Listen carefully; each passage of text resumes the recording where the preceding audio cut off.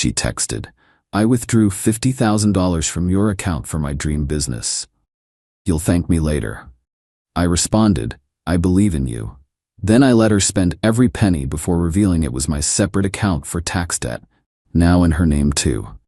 When the IRS agent knocked on her door 6 months later, original post I, 38 male, am sitting here with my morning coffee, and honestly, I'm still processing everything that went down. My ex-girlfriend Monica, 35, taught me the most expensive lesson of my life, that some people's entitlement knows no bounds. We'd been together for 3 years. Not married, thank God. She moved into my place about 18 months ago. Monica was always the entrepreneur type. You know, constantly talking about her next big idea but never actually following through. MLMs, dropshipping, crypto coaching, she'd tried it all. I funded most of these ventures because, well, love makes you stupid. About 7 months ago, I was at work when I got the text that changed everything. "Monica, baby, I did something amazing. I withdrew $50,000 from your account for my boutique consulting firm. This is IT, the big one. You'll thank me when we're millionaires." I stared at my phone. $50,000. Here's the thing. Monica had access to one account, not my main accounts, not my investments. She had access to a specific business account I'd set up years ago for tax purposes. I'm self-employed, run a small IT consulting firm. Every quarter, I move money into this account for estimated taxes. It sits there, untouched, until Uncle Sam comes calling. The account had both our names on it. I'd added her the previous year when she begged me to help establish business credit. Another red flag I ignored. My first instinct was rage. Call the bank, call the cops, scorched earth. But then I looked at my calendar. April. Tax payment wasn't due until September for that quarter's estimates. 6 months. An idea formed. Maybe it was petty, maybe it was genius. Definitely both. I texted back, "I believe in you, babe. Make us rich." She called immediately, crying happy tears, talking about how this meant everything, how she knew I'd understand, how we were going to be the next power couple featured in Forbes. I played along. Oscar-worthy performance, if I say so myself. That night, she showed me her business plan. It was something. Basically, she wanted to be a lifestyle consultant for wealthy women. Her qualifications? She dressed nice and had 3K Instagram followers. The 50K was for office space in the trendy downtown area, 3K her month lease, designer furniture and decor, $15, marketing and branding, 10K, inventory of curated lifestyle products to resell, 15K, operating expenses. I smiled and nodded, even helped her set up an LLC, in her name only, of course. For tax purposes, I explained. She was thrilled about being a real CEO. What Monica didn't know, 1, that account wasn't just holding my money, it was specifically earmarked for quarterly tax payments. 2, when she withdrew the money, she became liable for the tax debt. 3, the IRS doesn't care whose name is on the LLC when they come collecting. 4, I had emails and texts of her admitting to taking the money without asking first, though she thought I'd forgiven her. I watched her burn through that money like it was Monopoly cash. The office? Gorgeous. The furniture? Imported Italian leather. The inventory? Mostly designer handbags she kept for herself as samples. The marketing? Instagram ads that went nowhere. By month 2, she had 3 clients.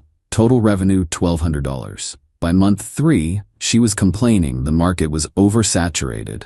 By month 4, she was pivoting to wellness coaching.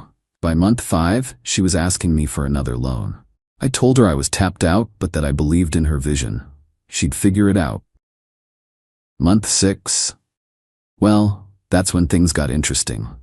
Update 1 September rolled around. Monica's business was officially dead, though she hadn't admitted it yet. The office lease was broken, the furniture sold at a massive loss, and she was back to posting motivational quotes on Instagram about falling forward and trusting the journey. Then I got the letter from the IRS. Failure to pay estimated quarterly taxes, penalties and interest, the whole 9 yards. I acted shocked, panicked.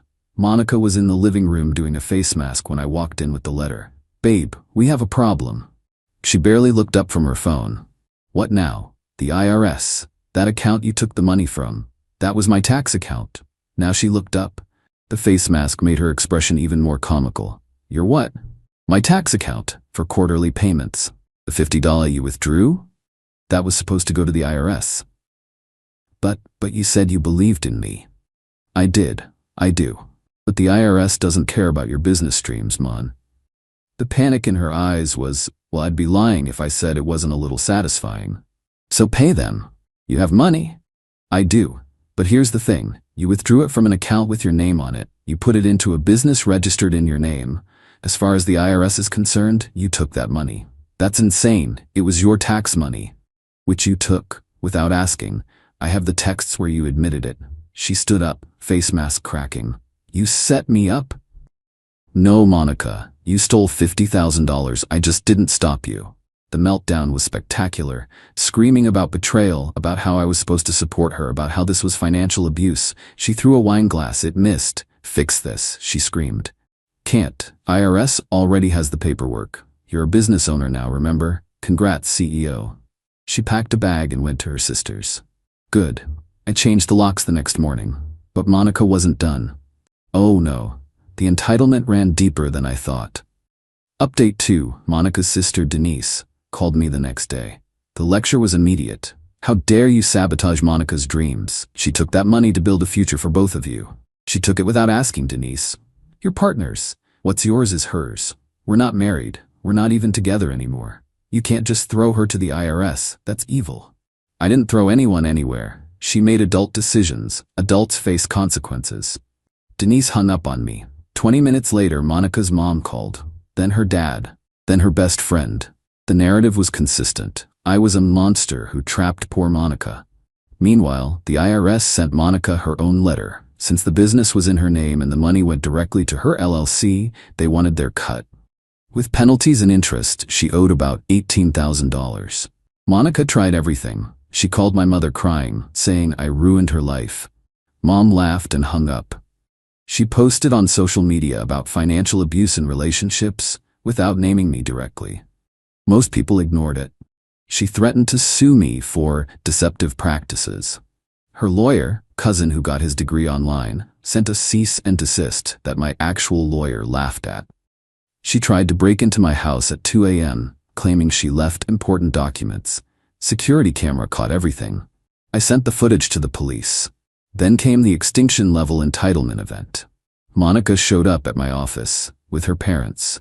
During a client meeting, they barged past reception, found the conference room, and Monica's dad started yelling about how I was going to make this right, or he'd handle it himself. My client, a 60-year-old hardware store owner, stood up and said, "Son, I think you better leave before someone calls the police." Monica was sobbing. He tricked me. He let me take money he knew was for taxes. My client looked at her, then at me, then back at her. You took money without asking? To start a business, for our future. That wasn't yours to take. Even a stranger could see through the bullcrap. Security escorted them out. I filed for a restraining order that afternoon. But the IRS doesn't care about restraining orders. They wanted their money. Update 3rd October arrived, and Monica was in full panic mode. The IRS had frozen her bank accounts. Well, the business account with about $300 left in it.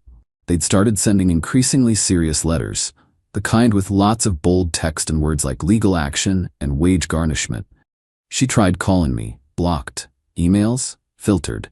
She even created fake social media accounts to message me. The desperation was real. Then she did something I didn't expect. She actually got a job. Some marketing agency hired her as a social media coordinator, probably making $40K a year. Not bad, except the IRS wanted their money now, and $40K wasn't going to cut it. Her solution? Try to claim I coerced her into taking the money. I found out when an IRS investigator called me. Agent Harrison sounded like he'd heard every excuse in the book. Mr. Davidson, Miss Garrett claims you instructed her to withdraw funds from the joint account for tax evasion purposes. I laughed. Actually laughed. Agent Harrison, I have text messages where she admits to taking the money without my knowledge, plus security footage of her recent attempts to break into my home. Would you like copies? That would be helpful, yes. I sent everything. Every text, every email, every deranged 3 a.m. voicemail she left from her sister's phone. The security footage of her trying to jimmy my back door with a butter knife, the police reports, everything. Agent Harrison called back a week later. Mr. Davidson, we've reviewed the materials. Ms. Garrett's claims appear to be unfounded. She'll be receiving an updated notice with additional penalties for false statements. The penalties jumped to $24,000. Monica's next move? She tried to crowdfund help, betrayed by my ex and now facing IRS harassment. She raised $367, mostly from her mom. Then she hired a real lawyer, not her cousin, an actual tax attorney. This guy called me trying to negotiate. Mr. Davidson, my client is willing to drop all claims against you if you assist with the tax debt.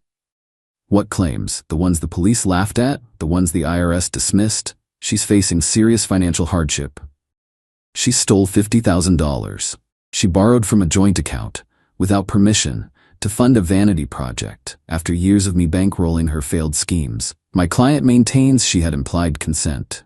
Cool, tell it to the judge. He hung up. Guess Monica couldn't afford many billable hours. November came. The IRS doesn't wait forever. They started garnishing her wages, 25% right off the top. Monica was now taking home maybe $2,200 a month. Her apartment cost $1,500. She moved back in with her parents. Update for December. The 6-month mark since the Grand Theft Boutique. Monica's parents reached out one more time. Different tone this time. Her mom called, sounding exhausted. She won't stop crying. Can't you help her? Even a little? I funded every dream she ever had for 3 years. This was the wake-up call she needed. She's destroyed. The IRS is taking everything. They're taking what she owes. That's how taxes work. You're really gonna let her suffer like this? I'm not doing anything. She's experiencing consequences. There's a difference. Her mom hung up, but she called back an hour later. She's saying she's going to hurt herself. I sighed. Then call 911, get her help. But emotional manipulation won't make the IRS go away. Harsh? Maybe. But I'd been down this road before. Every time Monica faced any consequence, it was threats and tears until someone bailed her out. Not this time. January brought the final act. Agent Harrison called with an update. Mr. Davidson, I wanted to inform you that we've completed our investigation. Ms. Garrett has agreed to a payment plan. She'll be paying $400 monthly for the next 8 years. 8 years. Additionally, her business LLC has been flagged. Any future business ventures will be under increased scrutiny. Good to know. Off the record, Mr. Davidson, this is one of the more interesting cases I've seen. Most people stop the withdrawal. You let her hang herself with her own rope. I just respected her independence. She's a strong, empowered woman who didn't need a man telling her what to do with money. He actually chuckled. Have a good day, Mr. Davidson. Monica's final message came through LinkedIn, of all places. I know you'll probably never read this, but I wanted you to know you've ruined my life. I was building something beautiful, and you let me fail. What kind of person does that? I'll be paying for your taxes until I'm 43. I hope you're happy. I hope that money was worth losing someone who loved you. I did read it, even screenshot it. The delusion was still strong. In her mind, she was the victim of my elaborate trap, not a woman who stole money, burned through it on a fantasy, and faced legal consequences. She was right about one thing, though. I am happy. Happier than I'd been in years. Final update. It's been a year now since Monica's Grand Theft Boutique adventure began. Figured I'd share where everyone ended up. Monica is still living with her parents, still making payments to the IRS, still posting motivational quotes about rising from the ashes on Instagram. She started another business venture last month, virtual assistant services. It lasted 2 weeks before she realized it required actual work. Her family still thinks I'm Satan incarnate. Fine by me. They enabled her for 35 years. They can keep enabling her now. The marketing agency fired her after 3 months. Apparently, showing up to work is mandatory, not optional when you're not feeling inspired. She's working at a department store now. Retail. The horror. Her Instagram bio still says CEO, entrepreneur/dream chaser. Some mutual friends think I was too harsh. You could have just stopped her from taking the money. Sure, I could have. But then she'd never have learned anything. She'd have just resented me for crushing her dreams and found another way to be reckless with someone else's money. Others think I'm a legend. My buddy Craig framed the text where she admitted to taking the money without asking. It's hanging in his office as a reminder to never ignore red flags. As for me, I'm good. Better than good. Started dating a woman who has her own business. A real one, with actual clients and revenue and everything. She laughed until she cried when I told her this story. Then she showed me her business bank statements, tax returns, and credit score. "Just so we're clear," she said. I kept the security footage of Monica trying to break in with a butter knife. Sometimes when I'm having a bad day, I watch it. The determination, the entitlement. The complete shock when she realizes I installed a new deadbolt. Comedy gold. The $50,000? Well, I'd moved other money to cover the tax payment back in September. Paid in full, on time, like always. The IRS got their money from both of us that year. They probably bought nice Christmas bonuses. Monica texted me last week from her friend's phone. "Can we talk? I've grown." I didn't respond, but I did laugh. Some people never learn. The moral of the story, when someone shows you who they are, believe them. When they steal from you, let them. But make sure they're stealing their own future, not yours. Oh, and always, always keep your tax money in a separate account, without anyone else's name on it. Peace out, Reddit. May your partners be honest and your tax returns be drama-free.